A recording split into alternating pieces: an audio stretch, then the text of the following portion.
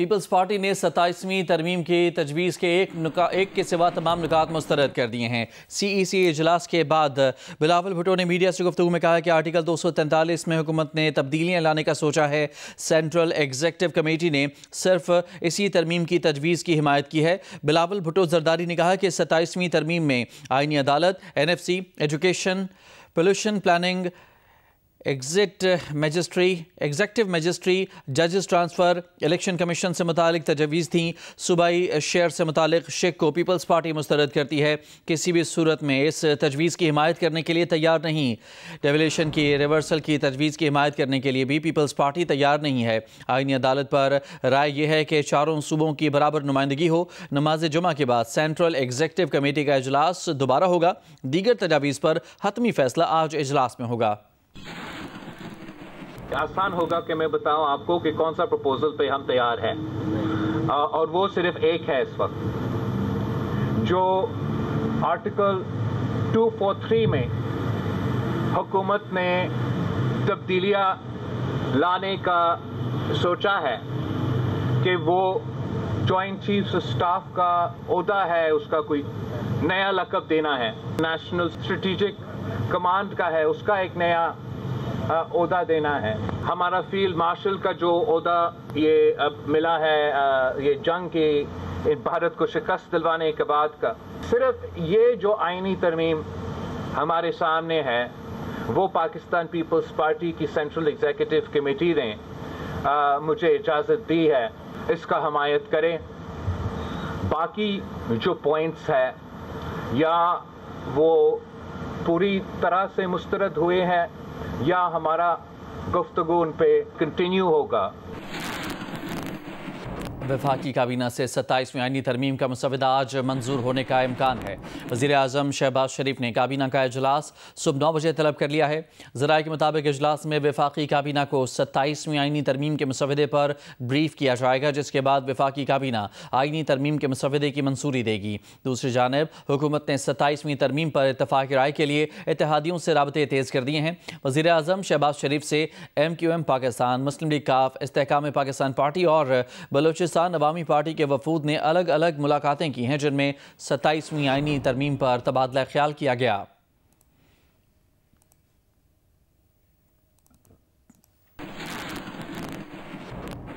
और 27वीं तरमीम पर इत्तफाक़ की राय के लिए वज़ीर आज़म शहबाज शरीफ की इत्तेहादियों से भी मुलाकातें हुईं। वज़ीर आज़म से MQM, काफ लीग और इस्तेहकाम पाकिस्तान पार्टी के वफूद ने अलग अलग मुलाकातें की हैं। MQM तर्जुमान का कहना है कि वज़ीर आज़म ने MQM पाकिस्तान के वफ़द को 27वीं आईनी तरमीम पर एतमाद में लिया और MQM के बल्दियाती मुसवदे को 27वीं तरमीम में शामिल करने की यकीन दहानी कराई। अलीम खान की क़यादत में इस्तेहकाम पाकिस्तान पार्टी के वफ़द को भी वज़ीर आज़म ने 27वीं तरमीम पर एतमाद में लिया। काफ लीग के वफ़द ने भी वफाकी वज़ीर चौधरी सालिक हुसैन की सरबराही में वज़ीर आज़म से मुलाकात की। मुलाकात में मुजवज़ा 27वीं आईनी तरमीम पर मुशावरत की गई।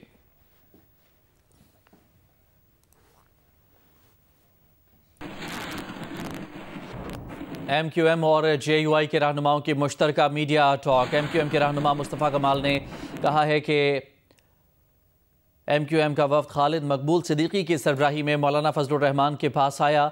MQM का 27वीं आईनी तरमीम का मुसवदा पेश किया। बोले, हमने एक नुकाती एजेंडे पर हुकूमत से इत्तेहाद किया था। वफाक और सूबों के निज़ाम में आवाम तक सहूलियात पहुँचाने का तरीका ही नहीं। वसाइल की तकसीम में 18वीं तरमीम के बाद सूबों को हिस्सा बढ़ गया। मुस्तफ़ा कमाल ने कहा कि 8007 अरब रुपए 4 वज़राए आला के पास गए। ये मुसवदा 26वीं आईनी तरमीम में भी पेश किया गया था, मगर मंजूर नहीं हो सका। मुस्तफ़ा कमाल बोले, वज़ीर आज़म ने हमारी आईनी तरमीम के मुसवदे की हिमायत का इंदिया दिया है। हमने मुसवदा JUI को दिया है, ये पाकिस्तान का मुसवदा है। मुस्तफ़ा कमाल ने कहा कि इख्तियारात और वसाइल अवाम के दरवाजे तक लेकर जाने का वाहिद हल MQM के आईनी तरमीम है। तमाम जमातें MQM की इस तरमीम को सपोर्ट करें। इस साल 8700 अरब रुपए 8700 अरब रुपए 4 चीफ मिनिस्टर्स के पास जा रहे हैं। अब वो 8700 अरब रुपए को उन चीफ मिनिस्टर हाउसेस से नीचे डिस्ट्रिक्ट्स को ले जाने का पाकिस्तान में कोई निज़ाम ही मौजूद नहीं है। तो ये जिससे लोगों तक ये इख्तियारात और वसाइल पहुँचे, तो MQM का ये ड्राफ्ट जो कि 26वीं आईनी तरमीम में भी हमने पेश किया था, और उस वक्त के सियासी हालात की वजह से उस वक्त ये मंजूर ना हो सका। ये टेबल हो गया था लेकिन मंजूर ना हो सका। इस दफ़ा 27वीं तरमीम में वज़ीर आज़म पाकिस्तान ने इस बात का इंदिया दिया है कि जो वादा उन्होंने 1 साल पहले किया था कि 27वीं आईनी तरमीम जब आएगी तो हम इसकी हिमायत करेंगे, उनकी हिमायत हमारे साथ है। आज हम इस मुसव्वदे को लेकर, हमारे बुज़ुर्ग हैं, बड़े हैं, पाकिस्तान की सियासत में बहुत बड़ा नाम है, एहतराम है, जनाब मौलाना फजल रहमान साहब के पास, उनकी टीम के पास हम हाज़िर हुए थे। हमने उनको ये मुसव्वदा दिया है, MQM की टीम ने ये मुसव्वदा उनको दिया है, और हमने इन्हीं तमाम चीज़ों को रखकर सिर्फ इतनी बात की है कि ये मुसव्वदा दे MQM रही है, लेकिन ये है पाकिस्तान का मुसव्वदा। रहनुमा ANP एमल वली खान ने कहा है कि नई तरमीम के तहत 18वीं आईनी तरमीम को छेड़ा नहीं जा रहा, अवाम इत्मीनान रखें। वज़ीर आज़म शहबाज शरीफ से मुलाकात के बाद बयान में एमल वली ने कहा कि 18वीं आईनी तरमीम की हिफाजत करने वाले मौजूद हैं।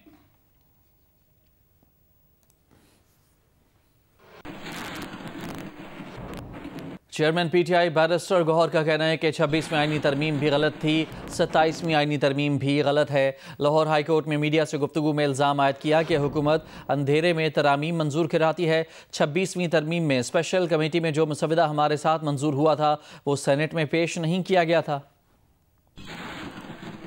हम ये कह रहे हैं कि 26वीं तरमीम भी गलत थी और 27वीं तरमीम भी गलत। ये हमेशा से ये हुकूमत किसी रश में होती है, रात के अंधेरे में उनसे कोई वर्शन लीक हो जाता है और फिर कहते हैं यही हमारा वर्शन है, द नेक्स्ट डे ये करते हैं, क्योंकि यहाँ तो कभी भी डिस्कशन नहीं हुई। बल्कि मैं आपको यह कह रहा हूँ, मैंने फ्लोर ऑफ असम्बली में भी ये कहा था, जो वर्शन हमारे साथ शेयर हुआ था उस वक्त स्पेशल कमेटी में और जिस वक्त फिर सेनेट में प्रेजेंट हुआ उसमें फ़र्क था। मौलाना साहब को कहा कि जब हमारे आपके साथ बात हुई थी तो ये ड्राफ्ट जो सेनेट में प्रेजेंट हुआ और आपको जो दिखाया गया हमें दिखाया उसमें भी फर्क। अभी हमारे पास कोई मुसव्वदा नहीं।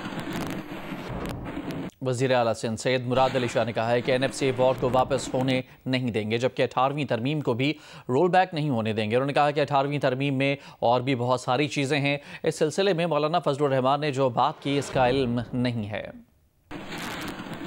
मैं इतना श्योर हूँ कि हमारी लीडरशिप, हमारी पार्टी की position regarding the 18th amendment regarding, because मैं के भी डिटेल में ये हो जाए इसलिए कि अभी वो फिर एक कंट्रोवर्सी शुरू हो जाएगी। जब हो जाएगी 27वीं तरमीम पर आपके साथ बैठूंगा और एक्सप्लेन करूंगा कि मैंने नहीं क्यों कहा। नहीं 27वीं तरमीम में सिर्फ ये नहीं है ना, और चीज़ें हैं जो कि ज़रूरत है जिसकी। मुझे नहीं पता मौलाना साहब की, मैंने ये स्टेटमेंट नहीं पढ़ी। मैंने तो कहा कि बिलावल साहब ने जो इवन फेडरल गवर्नमेंट ने उस पर कहा है कि नहीं ऐसी कोई बात नहीं, हम खुद चाहते हैं कि इस पे बहस हो और सब उसका पार्ट बने, जैसे आप लोग बने हुए हैं आज पार्ट ना इस सारी बहस का। वफाकी वज़ीर इत्तलात अताउल्लाह तारड़ ने कहा है कि 27वीं आईनी तरमीम में कोई 18वीं तरमीम को नहीं छेड़ रहा। हम हर चीज़ को हार जीत और अना का मसला बना लेते हैं। 27वीं तरमीम की राह में कोई बड़ी रुकावट नहीं है, ना ही ज़्यादा बहस की गुंजाइश है। 27वीं तरमीम की बहस 26वीं तरमीम के बाद शुरू हो गई थी। आईनी अदालतों की बहस 2005 से जारी है। PTI 27वीं तरमीम को मनफी रंग दे रही है। वज़ीर आला KP गैर संजीदा आदमी हैं और भारत और अफगानिस्तान में मशहूर होने के लिए बयानात दे रहे हैं। कोई 18वीं तरमीम को नहीं छेड़ा। हमारे यहाँ आदत है कि हम हर चीज को हार जीत बना लेते हैं, हर चीज को एक अना का मसला बना लेते हैं। NFC के हवाले से डिबेट है कि क्या पॉपुलेशन को ही इंसेंटिव होना चाहिए NFC के लिए। दोनों हाउसेस की जॉइंट कमेटी तश्कील दी जाएगी जिसमें तमाम पार्लिमानी लीडर्स की जो है वो नुमाइंदगी होगी। एक तजवीज के ऊपर बातचीत भी होगी, डिस्कशन भी होगी। 27वीं आईनी तरमीम की डिबेट तो 26 के फौरन बाद शुरू हो गई थी। मुझे तो ये फील आई कि कोई मेजर रोड ब्लॉक नहीं है। बहुत ज्यादा महज मुबाहिसे की मुझे नजर नहीं आई कि गुंजाइश या उसकी जरूरत। एक डिबेट जो है वो 2005-6 से चल रही है कि मुल्क में कॉन्स्टिट्यूशनल कोर्ट्स होने चाहिए, मजीद कितना वक्त दरकार है। कोई ऐसी एक अमेंडमेंट भी नहीं आई कि जो बिल्कुल एक नई इस तरह हो या एक नई इनोवेशन हो। इन तमाम चीज़ों पे बहुत अरसे से बहस जारी है और बहुत सारी पॉलिटिकल पार्टीज की डिमांड भी थी। जुडिशल कमीशन ऑफ पाकिस्तान, उसको जो स्ट्रेंथन करने की बात हुई है with regard to transfer of जजेस, with regard to election commission के मामलात को, कोई ऐसी इख्तलाफी बात नजर नहीं आती कि जिससे कोई डेडलॉक क्रिएट हो या जिस पे कोई फर्दर हफ्तों की डिस्कशन जो है वो रिक्वायर्ड हो। जो इत्तेहादी हैं उनके साथ बड़ी पॉजिटिव एंगेजमेंट हुई है। पीटीआई इसको नेगेटिव रंग दे रही है और मैं तो आज बड़ा हैरान हूं कि जो इनके वजीर आला हैं इंतहाई नॉन सीरियस कैरेक्टर हैं और जो जिस तरह की स्टेटमेंट्स वो दे रहे हैं इस नजरिए से कि वो इंडिया में फेमस हो, वो अफगानिस्तान में फेमस हो, वो कोई कंट्रोवर्शियल बात करें जिससे उनको फेम मिले, it's very shameful, he should be ashamed. मुझे मतलब इनको शर्म आनी चाहिए। रत्ती बराबर भी कोई जज्बा हुब्बुल वतनी उनमें नहीं है। जहां गवर्नेंस को बेहतर करना है, मुल्क के दिफा को भी बेहतर करना है, दिफा का एक मजबूत और मरबूत निजाम पैदा करने के लिए इस पे कुछ ना कुछ जो है वो गौर किया जा रहा है। वजीर आजम की ख्वाहिश है, हर मुहिब्बे वतन पाकिस्तानी की ये ख्वाहिश होनी चाहिए कि मुल्क का दिफा मजबूत हो। हम एक तो उनके क्लेम को स्ट्रांगली रिजेक्ट करते हैं। चमन वाले बॉर्डर पे इन्होंने इल्ज़ाम लगाया, उनकी तरफ से फायरिंग की गई जिसका पाकिस्तान ने मेजर्ड और बड़ा जिम्मेदाराना रिस्पांस दिया। सीज फायर जो है वो कंटिन्यू कर रहा है और हम टोटली कमिटेड हैं जो टॉक्स चल रही हैं उनके साथ। तो आई होप इसका पॉजिटिव हल निकलेगा। कौमी असम्बली के आज के इजलास का एजेंडा जारी कर दिया गया है। इजलास दिन 11 बजे शुरू होगा। 27वीं आईनी तरमीम एजेंडे में शामिल नहीं है। इलेक्ट्रॉनिक मीडिया रेगुलेटरी अथॉरिटी तरमीमी बिल ऐवान में पेश किया जाएगा। मुश्तरका मफादात कौंसिल की 3 बरसों की रिपोर्टें ऐवान में पेश की जाएंगी। ऐवान में सदर ममलिकत के 10 मार्च 2025 के खिताब पर मजीद बहस भी होगी।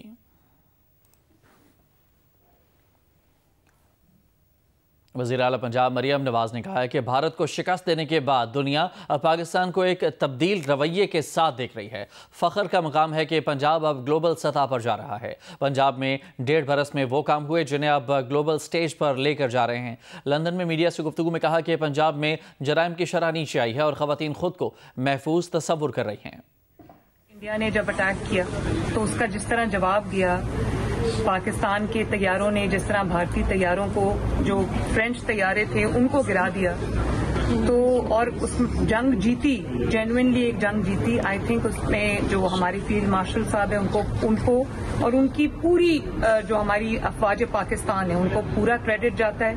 उन्होंने जबरदस्त लीडरशिप फराहम की और पाकिस्तान को माशाल्लाह पूरी दुनिया में एक जो है बड़ी इज्जत जगह मिली है। अब दुनिया पाकिस्तान की तरफ देख रही है, पाकिस्तान को सुन रही है, पाकिस्तान की जो मांग है वो बढ़ गई है। अल्लाह ताला का शुक्र है कि पंजाब इज गोइंग ग्लोबल और पंजाब में पिछले 1.5 साल में वो काम हुए हैं कि अब हम उसको ग्लोबल स्टेज पे लेके जा रहे हैं। पंजाब में ये पहली दफा हुआ है कि पंजाब कॉप में एज अ डेलीगेट शिरकत नहीं कर रहा बल्कि पार्टिसिपेंट है। अफगान तालिबान के दरमियान इस्तांबुल में मुज़ाकरात का तीसरा दौर हुआ। तुर्की और कतर के मेज़बानों की पाकिस्तान और अफगान तालिबान के वफूद से अलग अलग मुलाकातें हुई। ज़राए के मुताबिक मुसालहतकारों की अलग मुलाकातों के बाद दोनों वफूद आमने सामने बैठे। मुज़ाकरात में दहशतगर्दी की रोकथाम के लिए मॉनिटरिंग मैकेनिज़्म के क़वायद व ज़वाबित तय किए जाएंगे। इससे पहले 25 से 30 अक्टूबर तक मुज़ाकरात के बाद पाकिस्तान और अफगान तालिबान जंगबंदी बरकरार रखने पर मुत्तफ़िक़ हुए थे। तुर्की की वज़ारत ख़ारजा की जानिब से कहा गया था कि मुज़ाकरात में पाक अफगान सरहद पर निगरानी और तस्दीकी निज़ाम कायम करने पर इत्तफ़ाक़ किया गया था। निगरानी और तस्दीक का निज़ाम न सिर्फ अमन यकीनी बनाएगा बल्कि खिलाफ वर्जी करने वाले फ़रीक पर सज़ा लागू करेगा।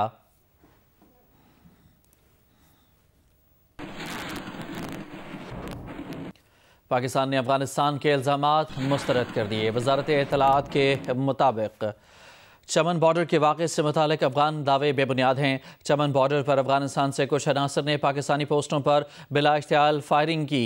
सिक्योरिटी फोर्सेज ने फौरी और मौसर रद्द-ए-अमल देते हुए फायरिंग का जिम्मेदाराना तरीके से जवाब दिया। फायरिंग अफगानिस्तान की तरफ से शुरू हुई जिसका सिक्योरिटी फोर्सेज ने फौरी और जिम्मेदाराना अंदाज में जवाब दिया। पाकिस्तानी फोर्सेज की जिम्मेदाराना कार्रवाई से सूरत हाल पर काबू पा लिया गया। वज़ारत इत्तलाआत का कहना है कि जंगबंदी बदस्तूर बरकरार है। पाकिस्तान जारी मुज़ाकरात के लिए पुरअज़्म है और अफगान हुकाम से बाहमी ताउन की तवक्को रखता है।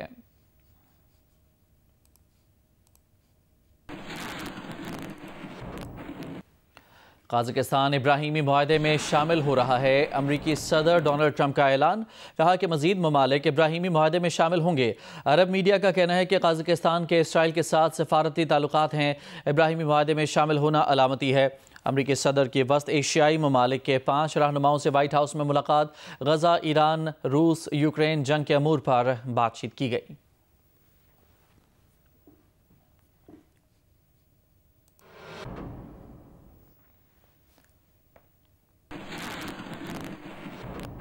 घोटकी के इलाके रोंती कच्चे में शर गैंग के खिलाफ पुलिस और रेंजर्स का मुश्तरका ऑपरेशन जारी है।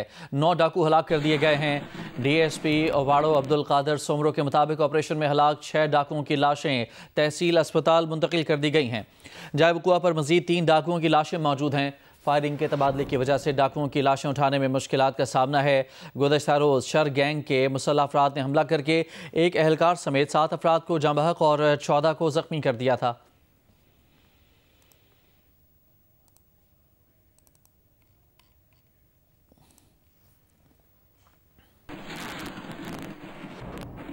डेरा इस्माइल खान के इलाके सैदोवाली से अगवा किए जाने वाले 14 मुलाजमीन को बाजियाब करा लिया गया है। तर्जुमान पुलिस का कहना है कि दौरान ऑपरेशन अगवाकारों और पुलिस के दरमियान शदीद फायरिंग का तबादला भी हुआ। बाजियाब अफराद ज़ेर तामीर सीमेंट फैक्ट्री की तामीर में हिस्सा लेने वाली कंपनी के मुलाजिम हैं। दहशत गर्दों ने ज़ेर तामीर सीमेंट फैक्ट्री एरिया से अगवा किया था।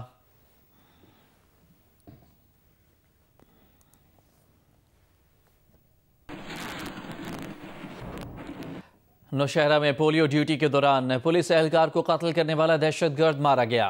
पुलिस के मुताबिक चंद रोज़ कबल नौशहरा के इलाके निज़ामपुर के इलाके में पोलियो की ड्यूटी पर मामूर पुलिस एहलकार मकसूद अली को कत्ल कर दिया गया था। दहशतगर्दों के खिलाफ सर्च ऑपरेशन जारी था। इसी दौरान दहशतगर्द गिरोह ने पुलिस पार्टी पर फायरिंग शुरू कर दी। पुलिस की फायरिंग से दहशतगर्द इंतखाब आलम मारा गया, जबकि दीगर दहशतगर्दों की तलाश जारी है। शकरगढ़ और गिरदोनवा में धुंध के बायस सर्दी में इजाफा हो गया है। ट्रैफिक भी सुस्त रवि का शिकार है। मजीद बता रहे नुमाइंदा जियो न्यूज़ इंजीनियर मंजूर हुसैन।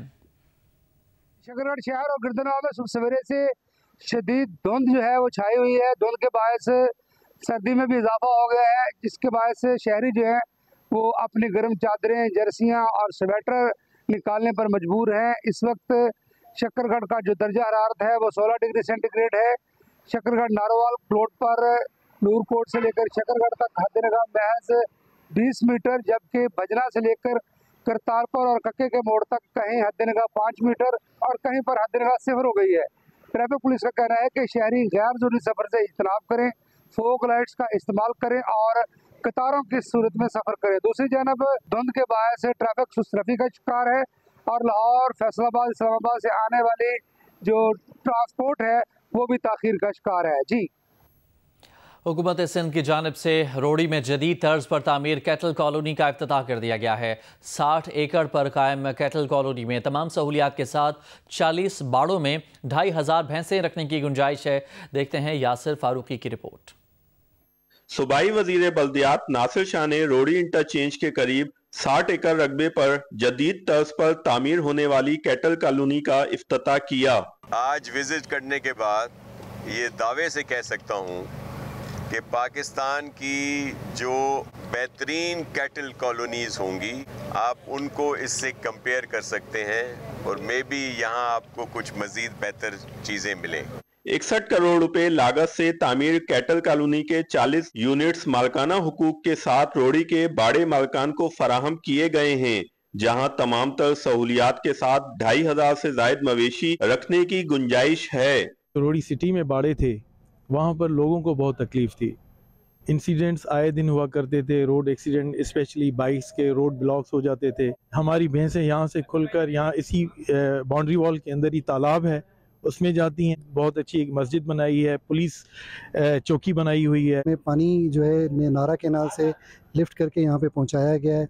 इसके अलावा solar system, batteries, fans, each and everything इनको सहूलियात फराहम कर दी। मुस्तकबिल में कैटल कॉलोनी मुंतकिल होने वाले कैटल फार्म मार्कान को डेयरी बिजनेस के लिए बगैर सूद कर्जा भी फराहम किया जाएगा। कैमरामैन उसामा तलत के साथ यासिर फारूकी, जियो न्यूज, सखर। गुजरांवाला शहर में सेफ सिटी कैमरों की मदद से गाड़ियों के ई चालान का आगाज हो गया है। जीटी रोड पर कामून की टोल प्लाजा से राहुवाली तक जहां खिलाफ वर्जी होगी फौरी चालान भी होगा। मजीद बता रहे नुमाइंदा जियो न्यूज़ राना अंसर।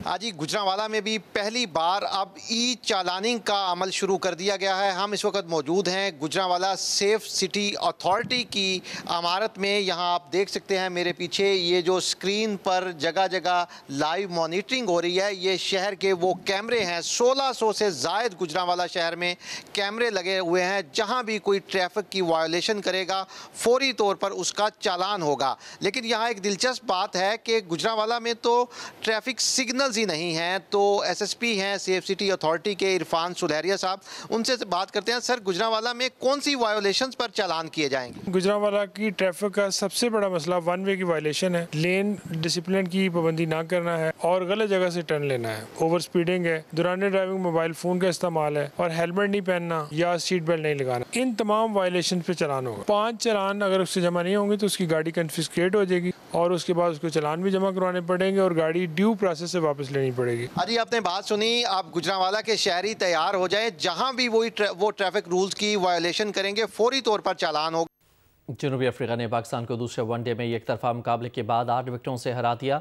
सलमान अली आगा, मोहम्मद नवाज और साइम अयूब की निस्फ सेंचुरी की मदद से पाकिस्तान ने 9 विकेट पर 269 रन बनाए। जनूबी अफ्रीका ने हदफ 59 गेंदों कबल हासिल कर लिया। फैसलाबाद में खेले गए मैच में पाकिस्तान की 3 विकेटें सिर्फ 22 रन पर गिर गईं। फखर जमान 0, बाबर आजम 11 और मोहम्मद रिजवान 4 रन बनाकर आउट हो गए। साइम अयूब और सलमान अली आगा ने 92 रन की शराकत लगाकर स्कोर 114 तक पहुंचाया। साइम 53 रन बनाकर आउट हुए।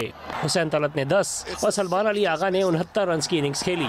ऑलराउंडर मोहम्मद नवाज ने 59 गेंदों पर 59 रन बनाकर टीम का स्कोर 9 विकेट पर 269 तक पहुंचा दिया। नानवे बर्गर ने 4 और पीटर ने 3 खिलाड़ियों को आउट किया। जवाब में जनूबी अफ्रीकी ओपनर क्विंटन डीकॉक और प्रिटोरियस ने पहली विकेट पर ही 81 रन की शराकत लगा दी। प्रिटोरियस 46 रन बनाकर आउट हुए। फिर डीकॉक ने डिजोर्जी के साथ दूसरी विकेट पर 153 रन की पार्टनरशिप लगाकर मैच एकतरफा बना दिया। डिजोर्जी 76 रन बनाकर आउट हुए। क्विंटन डीकॉक 7 छक्कों और 8 चौकों की मदद से 123 रन बनाकर नॉट आउट रहे। जनूबी अफ्रीका ने हदफ 41वें ओवर में हासिल कर लिया। 3 मैचों की सीरीज 1-1 से बराबर हो गई। सीरीज का फैसला कुन वनडे हफ्ते को फैसलाबाद में खेला जाएगा। एशियन फुटबॉल कन्फेडरेशन के सदर शेख सलमान बिन इब्राहिम अल खलीफा ने इस्लामाबाद कॉलेज फॉर गर्ल्स का दौरा किया। ख़वातीन के दरमियान होने वाला फुटबॉल मैच देखा और उनकी सलाहियतों से मुतासर हुए।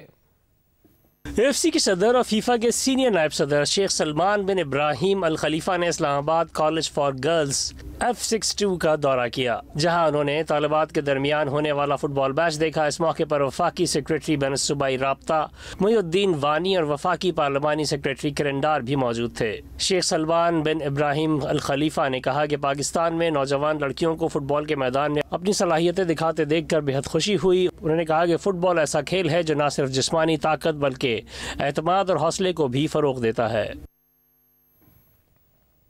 Chairman Pakistan cricket board Mohsin Naqvi आज दुबई जाएंगे। ज़राए के मुताबिक chairman PCB Mohsin Naqvi ICC के अहम इजलास में शिरकत करेंगे।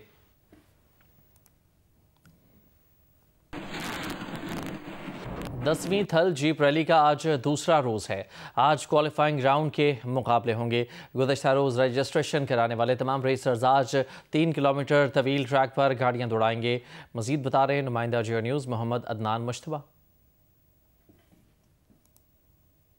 आज जी थल जीप रैली का दूसरा मरला शुरू होगा। क्वालिफाइंग ग्राउंड के मुकाबले होंगे। इसके लिए 3 किलोमीटर तवील ट्रैक तैयार किया गया है। मेरे पीछे आप देख रहे हैं ये जो ट्रैक है, ये ट्रैक जो है दूसरे रोज़ के लिए तैयार किया गया है। मैं इस वक्त छांगा मांगा टीले पर मौजूद हूँ। ये छांगा मांगा जो टीला है वो इस रैली का जो क्वालिफाइंग ग्राउंड का जो इब्तदाई पॉइंट वो है और फिनिशिंग पॉइंट भी इस जगह को बनाया गया है। तो आज सारा दिन जो है क्वालिफाइंग ग्राउंड के सिलसिला जारी रहेगा। गुज़श्ता रोज़ जो है 90 के करीब जो मर्द ख़वातीन रेसर्स हैं उन्होंने अपनी रजिस्ट्रेशन का अमल मुकम्मल करवाया। आज सारा दिन क्वालिफाइंग ग्राउंड के मुकाबले जारी रहेंगे, जिसमें तमाम जो मर्द ख़वातीन रेसर्स हैं वो इस 3 किलोमीटर तवील ट्रैक पर गाड़ियां दौड़ाएंगे। इन जो है जो आज क्वालिफाइंग ग्राउंड के जो रिजल्ट्स होंगे उसके मुताबिक तय किया जाएगा कि स्टॉक और प्रीपेयर्ड कैटेगरी में कौन से रेसर्स किस नंबर पर ट्रैक पर रवाना होंगे। जी, सेक्रेटरी खेल सिंध मुनव्वर अली मैसर की ज़ेर सदारत सूबे भर के तमाम डिस्ट्रिक्ट स्पोर्ट्स अफसरान के साथ 35वें नेशनल गेम्स कराची की तैयारियों से मुतालिक अहम इजलास मुनाक़िद हुआ। इजलास में 35वें नेशनल गेम्स कराची की तैयारियों, खेलों के मुख्तलिफ वेन्यूज़ और दीगर तश्कील दी गई कमेटियों के बारे में तबादला ख्याल किया गया। सेक्रेटरी खेल सिंध मुनव्वर अली महेसर ने कहा कि ये सिंध के लिए एजाज़ है कि मुल्क का सबसे बड़ा खेलों का इवेंट कराची में मुनाकिद होने जा रहा है, जिससे सूबे में खेलों के फ़रोग को मज़ीद तक़वियत मिलेगी और नौजवान खिलाड़ियों की हौसला अफजाई होगी। इजलास के बाद सेक्रेटरी खेल सिंध ने मज़ार क़ायद का दौरा किया और नेशनल गेम्स की मशल रैली के इंतज़ामात का जायज़ा भी लिया।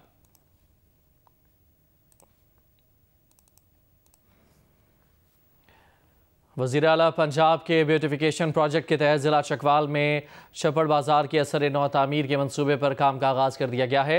इब्तदाई मरहले में तजावुज़ात के बायस बंदिश का शिकार दुकानों को गिराकर रास्ते को कुशादा कर दिया गया है। इस मंसूबे के तहत और कौन से काम होंगे, बता रहे हैं मोहम्मद अली अवान इस रिपोर्ट में।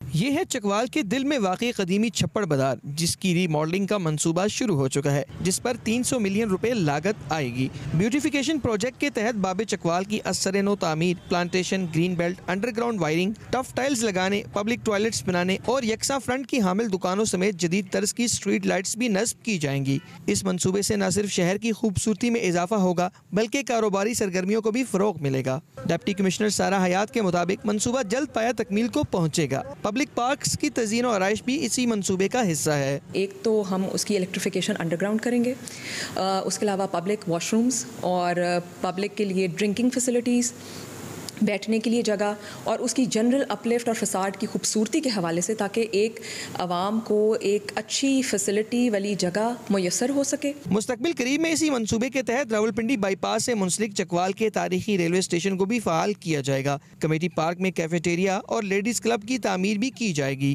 ब्यूटिफिकेशन प्रोजेक्ट के तहत तलगंग बाजार की अपग्रेडेशन पर भी काम जारी है, जहाँ सड़कों, फुटपाथों और अवामी सहूलियात की बेहतरी को यकीनी बनाया जा रहा है। कैमरा टीम के साथ मोहम्मद अली जियो न्यूज़ चकवाल। कराची में जारी वर्ल्ड कल्चर फेस्टिवल के 7वें रोज़ फ़न और तख्लीक की नई जहतें सामने आई। मारूफ मज़ाह निगार अजमर मकसूद ने तस्वीरी नुमाइश का इफ्तिताह किया, जबकि उस्ताद नूर बख्श ने वर्कशॉप में मौसीकी के तलबा को फ़न की नज़ाकतों से रोशनास कराया। नुमाइंदा जियो न्यूज़ वलीद अहमद की रिपोर्ट। कतार तवील, चेहरों पर मुस्कुराहट, हाथों में पास और आर्ट्स काउंसिल कराची के स्टूडियो में जाने का इंतजार। वक्त नहीं कट रहा तो पॉपकॉर्न थाम लिए। अगला इम्तिहान है लिफ्ट में चढ़कर तीसरी मंजिल तक जाने का। जिसे इंतजार पसंद नहीं वो सीढ़ियों से जाए। नॉर्वे की ड्रीम गर्ल कैरन को देखने के लिए स्टूडियो भर गया।